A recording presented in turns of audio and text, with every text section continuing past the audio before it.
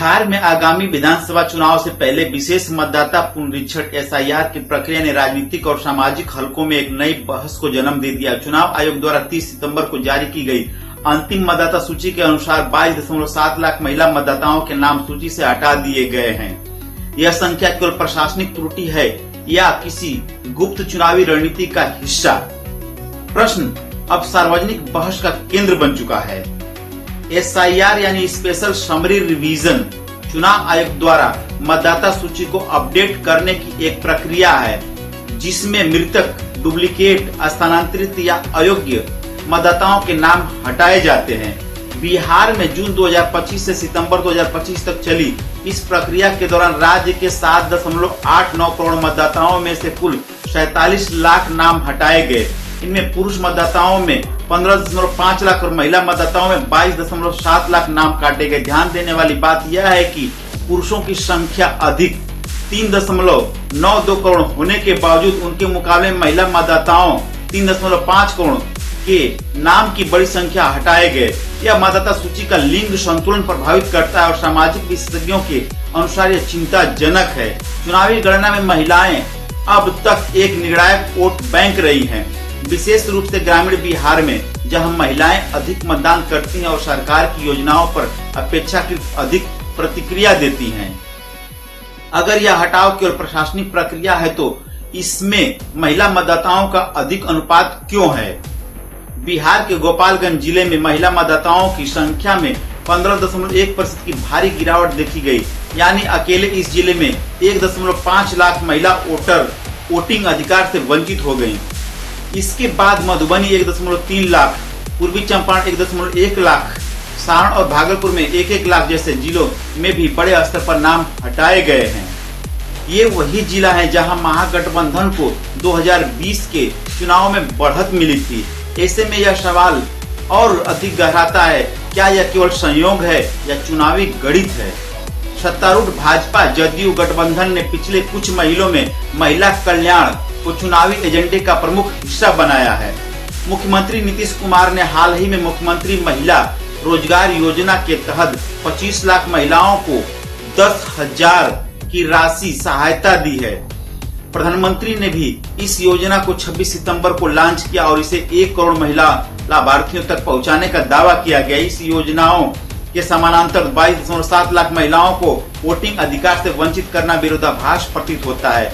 इससे यह छवि बन सकती है कि एक ओर सरकार महिला सशक्तिकरण की बात कर रही है और दूसरी ओर उन्हें लोकतांत्रिक प्रक्रिया से बाहर रखा जा रहा है।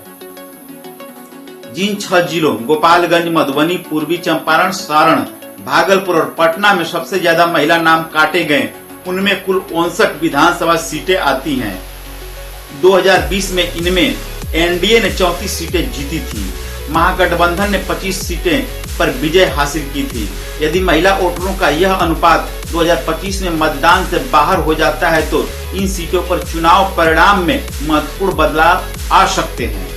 महिलाएं अब तक नीतीश कुमार के सुशासन और योजनाओं के प्रति सकारात्मक रुझान दिखाती रही हैं।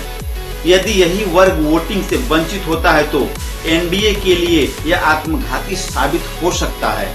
चुनाव आयोग 4 या 5 अक्टूबर को पटना का दौरा करने वाला है, जहां वे चुनावी तैयारियों का जायजा लेंगे।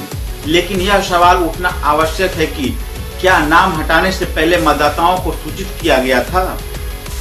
क्या पर्याप्त समय और संसाधन दिए गए थे पुनः नाम जोड़ने के लिए? क्या ग्रामीण और कम साक्षर महिलाओं को इस प्रक्रिया के बारे में जानकारी दी गई थी?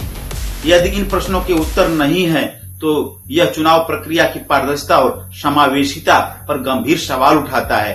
विपक्ष की ओर से अब तक इस बड़े पैमाने पर महिला नाम कटौती पर कोई सशक्त सार्वजनिक प्रतिक्रिया नहीं आई है, जबकि यह मुद्दा न केवल वोट बैंक का बल्कि लोकतंत्र के समान भागीदार का भी है। राजनीतिक विश्लेषकों का मानना है कि यह मुद्दा आने वाले हफ्तों में प्रमुख चुनावी विमर्श बन सकता है, खासकर तब जब उम्मीदवारों की सूची सामने आएगी और जातिगत समीकरणों से आगे जाकर लिंग आधारित मतदान व्यवहार पर ध्यान केंद्रित किया जाएगा।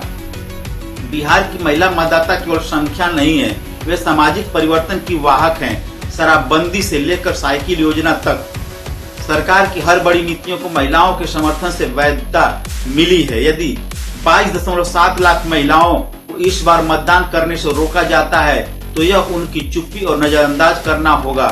चुप्पी के भीतर कई बार क्रांति छुपी होती है और यह बात किसी भी राजनीतिक दल को नहीं भूलनी चाहिए। बिहार में 22.7 लाख महिला मतदाताओं के नाम हटाना केवल आंकड़ों का मामला नहीं है, यह उन लाखों आवाजों को चुप करा देना है जो शासन, नीति और भविष्य के लिए अपनी पसंद व्यक्त करना चाहती है। चुनाव आयोग को चाहिए कि वह इस पूरी प्रक्रिया को पुनः समीक्षा करे और यह सुनिश्चित करे कि कोई भी योग्य मतदाता, विशेष रूप से महिलाएं, लोकतंत्र से बाहर न रह जाएं। आखिर लोकतंत्र का मूल भाव हर वोट, हर आवाज मायने रखती है। अगर वह आवाज महिला हो तो उसकी अनसुनी सबसे महंगी चूक साबित हो सकती है। यह मामला बिहार ही नहीं पूरे देश के लिए चेतावनी है। चुनाव केवल आंकड़ों का खेल नहीं है, विश्वास का मंच भी है। जब उस विश्वास से सेध लगती है तो सत्ता की दीवारें मजबूत नहीं, खोखली साबित होती हैं।